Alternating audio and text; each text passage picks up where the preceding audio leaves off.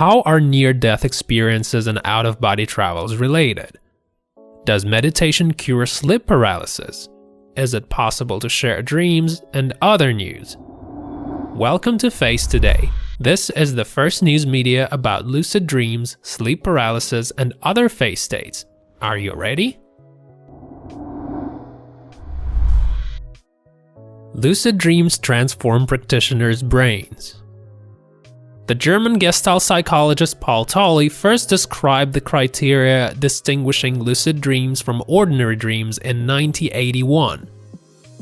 These included awareness of spatial orientation, awareness of the capacity of choice, awareness of intense concentration, awareness of one's own identity, the I, awareness of the dream environment, awareness of the meaning of the dream, and awareness of memory. Based on this list, Brigitte Hausinger and her colleague Lucy Mayer from the Institute of Consciousness and Dream Research in Vienna hypothesized that each of these phenomena activates specific areas of the brain that together form the brain network responsible for lucid dreaming. In their July 2020 article, the scientists suggest that the lucid dreaming experience requires changes in not one, but several areas of the cerebral cortex, and as a result, the emergence of a neural network between them. While further research is needed to prove this hypothesis, you yourself have probably noticed mental changes following phase practice. If you have, please share them in the comments. This study was published in Frontiers in Psychology magazine.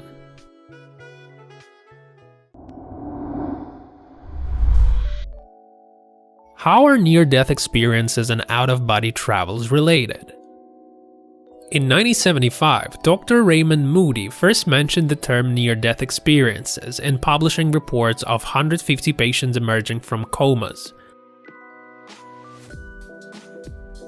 In an article published in March 2020, a team of Belgian scientists led by Charlotte Marshall examined the different states of consciousness that can arise during a near-death experience. It is generally accepted that when we are in a coma, we lose our consciousness as our brain shuts down. However, scientists say that this is a very simplistic way of looking at the subject. Understanding near-death experiences requires a new approach that separates awareness, wakefulness, and connectedness. Marshall divides awareness into two kinds, internal and external. In the case of near-death experiences, people have inner awareness when they see a bright light at the end of the tunnel, their lives flashing before their eyes, and other images. Meanwhile, their connection to the outside world is severed. Out-of-body experiences, on the other hand, occur during wakefulness, when our consciousness can react to the environment, for example, during sleep meditation. Both of these phenomena are therefore associated with awareness. According to scientists from the Face Research Center, near-death experiences can be artificially reproduced using the techniques of out-of-body travel during lucid dreaming. Do you think we enter a phase state or the afterworld during near-death experiences? This study was published in the Trends in Cognitive Science journal. Does meditation cure sleep paralysis? The duration of sleep paralysis, muscle atrophy when waking up or falling asleep, can range from a few seconds to 20 minutes. Often, this state is also accompanied by hallucinations. Although there are no published clinical trials for the treatment of sleep paralysis to date, scientists have proposed a variety of non-drug solutions to the problem. Thus, in August 2020, a pilot study led by Bilal Jalal of Cambridge University, England, was published in the journal Frontiers in Neurology, which describes the results of treating sleep paralysis using meditation relaxation (MR) therapy.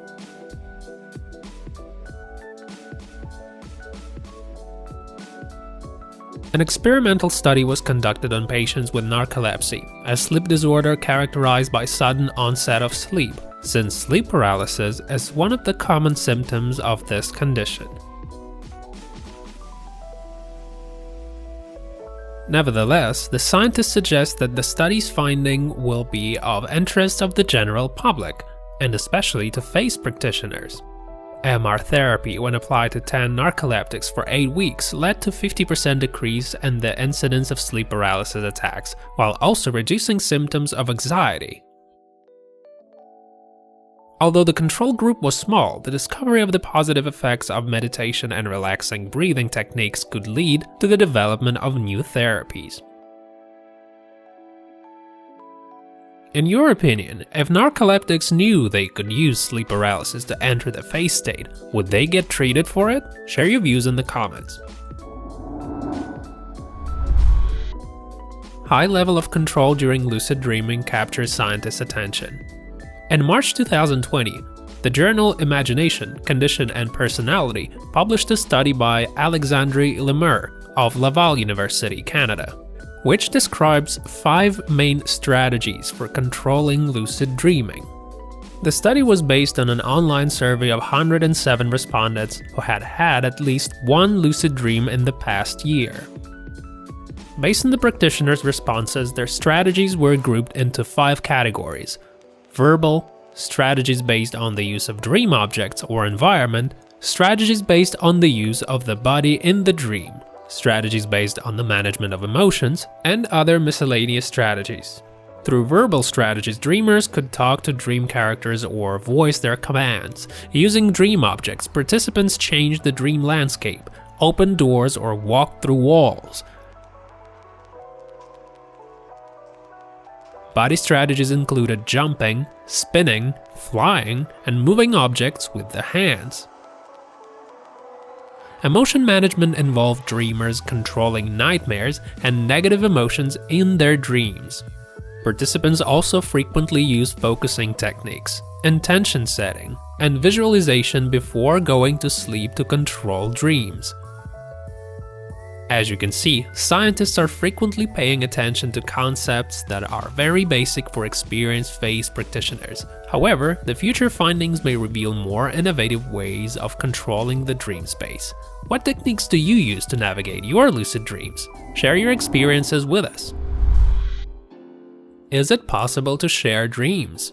In November 2020, the Australian portal Gizmodo published an article by author Daniel Collins, in which scientists answered a question sent in by readers about whether or not it is realistically possible to share dreams. Science fiction films and novels have certainly been fantasizing about this ability for a long time, but is it something we could ever actually do in real life?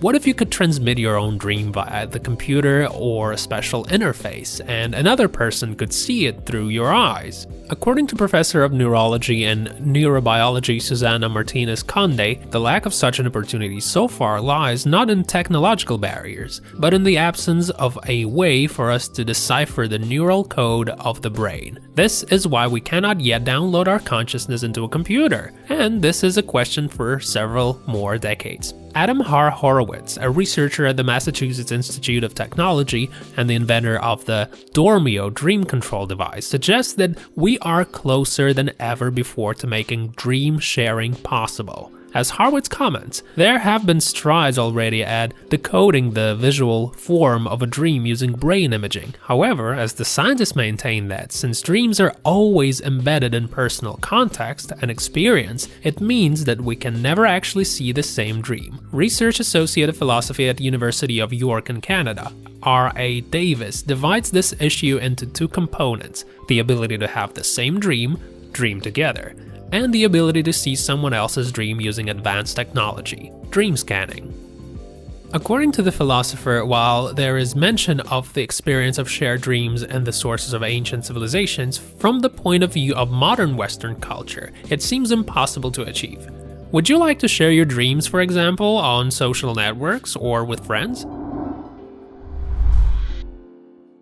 Can lucid dreams cure even severe nightmares? Lucid dreaming has already been shown as effective in treating ordinary nightmares. A new study published in August 2020 in the journal Frontiers in Psychology has attempted to assess this treatment in patients with post-traumatic stress disorder.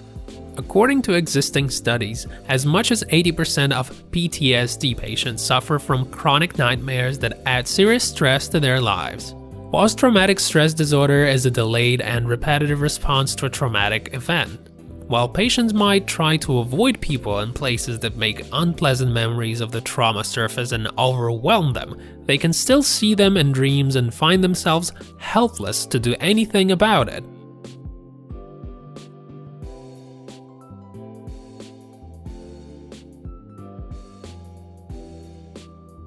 The authors of the study, led by Bridget Hausinger, suggest that learning lucid dreaming control techniques can make it much easier for patients with the disorder to deal with signs of anxiety. 31 Austrian participants were divided into a control group and a group of lucid dreaming practitioners, and asked to keep a sleep diary for 6 weeks. The results show that in the course of therapy, the level of anxiety and depression in the lucid dreaming group significantly decreased, even though there was no significant decrease in the number of nightmares they had during this period. These results are not surprising, given that the process of recovering from PTSD is complex and lengthy. It will therefore take longer to evaluate the true effectiveness of such a treatment. Now it's your turn. Tell us in the comments how you deal with fears while in the phase state. Your tips may end up helping others. As you can see, our topic is actively developing. In order not to miss new discoveries, right now subscribe to our channel and follow us on social media, where we publish news daily. All links are in the description. See you next week.